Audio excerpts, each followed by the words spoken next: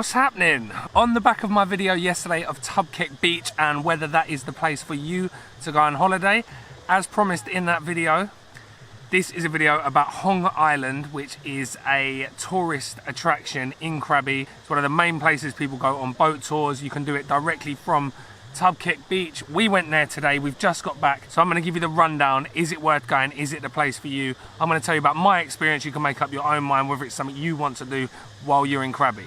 Okay, so we got told to leave early because most of the tours leave earliest 8 o'clock, some leave at 9, some leave at 10. So we got picked up from our hotel, the Phang Nga at 7 AM. We got taken in a tuk-tuk to the next town called Klong Muang, so we could go from what they called the pier, which was actually just a restaurant. I think that's just because the tide was in further around that way so the long-tail boat could get there. The weather has not been great. The 4 days we've been here, it's high season, but the weather's acting like it's rainy season. The sea was rough. We got picked up, it was raining. I was thinking to myself, what have we done? This is going to be the worst trip ever.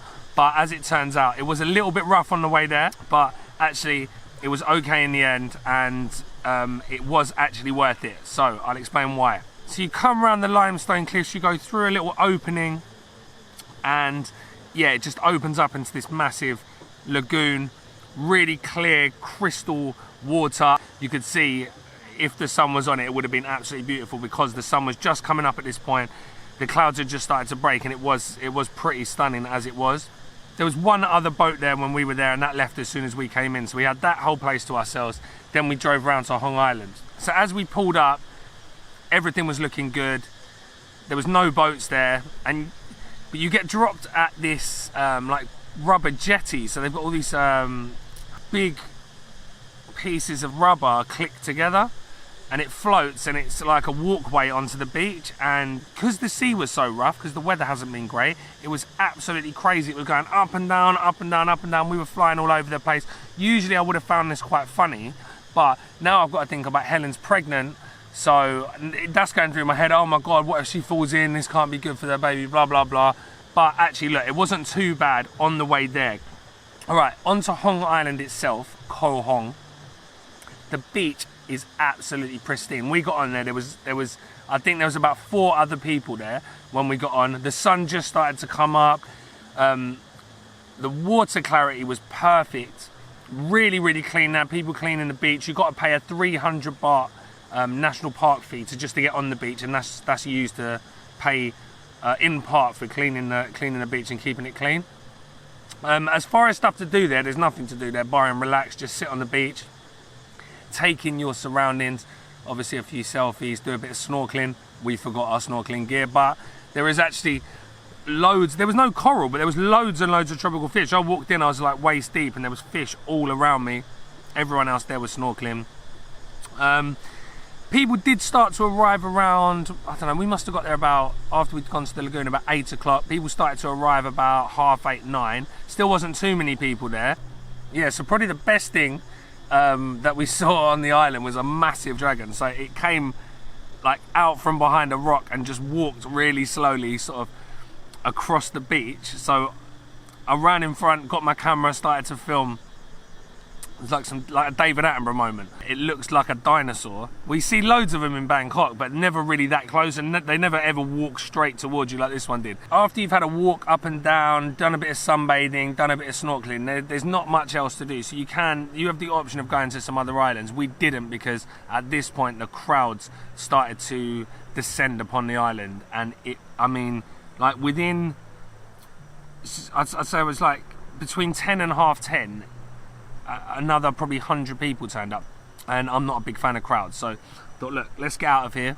We went to leave, and we're trying to get back down this jetty thing. There's boat after boat after boat after boat arriving. Dozens of people getting off at the same time, bounding down this jetty that's just going boom, boom, like up and down, up and down, up and down like a snake. How no one fell in is absolutely beyond me. It was dangerous. There's no other word to describe it. It was dangerous.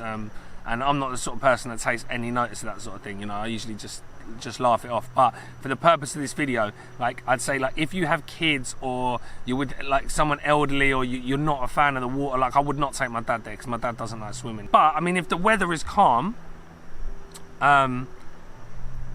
it's absolute paradise. I mean, it's definitely one of the best little islands we've been to in Thailand.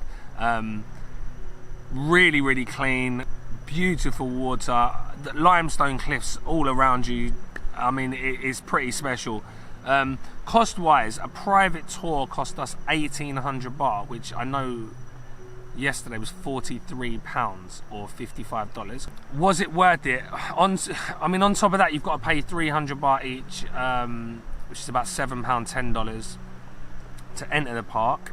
I would say yes, just because, I mean, you can do tours where you join a group tour, but if I did that and I turned up when all those other tourists were turning up yesterday, that would have been such a waste of money for me, because it was horrendous. Like, how anyone could enjoy that with that many people there is beyond me. They should, in my opinion, they shouldn't let that many people in. I mean, like what they've done with Maya Bay, closing it down.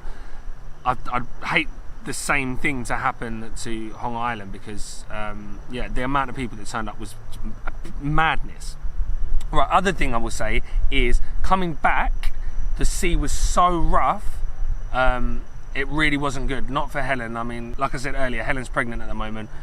One thing you don't do, apparently, we found out when you're pregnant, is go on a speedboat or go on a boat that is banging up and down, up and down, up and down, up and down. So this is something that I haven't really thought about before. We used to just laugh it off. We've been coming to Thailand for years, but now it's not just us we've got to think about. We've got to think about the little ones. So yeah, I mean, I'm just giving you the facts, and then you can make your own decision. I mean, we got back fine in the end. Got dropped off, got taken back to our hotel, so all was good, I think. But just be mindful of that. Be mindful of that. I would go, if it's calm, go. If it's raining, it looks like it's going to rain, and I would just save it for another day. We're only here for 4 days. We kind of had to do it because we'd already put it off the day before. Wanted to get it in, wanted to get this video done. So to wrap up, would I go there again?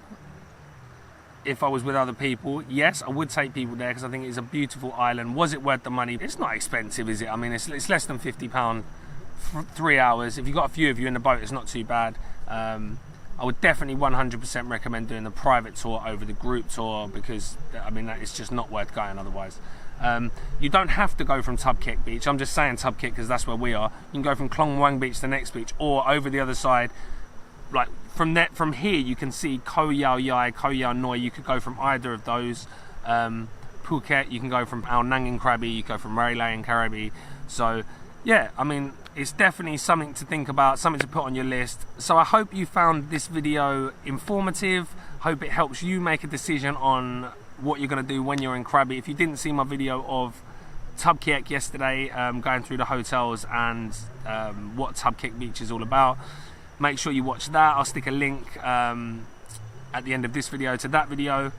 Yeah, so thanks again for watching. Your support is very much appreciated. If you enjoy these videos, I'm going to try and do a few more of these videos, not just concentrate so much on food. So if you do find these videos interesting, then make sure you leave a comment in the comment section below. Let me know what you'd like to see. If there's anywhere you'd like me to go, review, I'll just leave a comment. I will try and get that done. Thanks again for watching, and I will see you in the next one.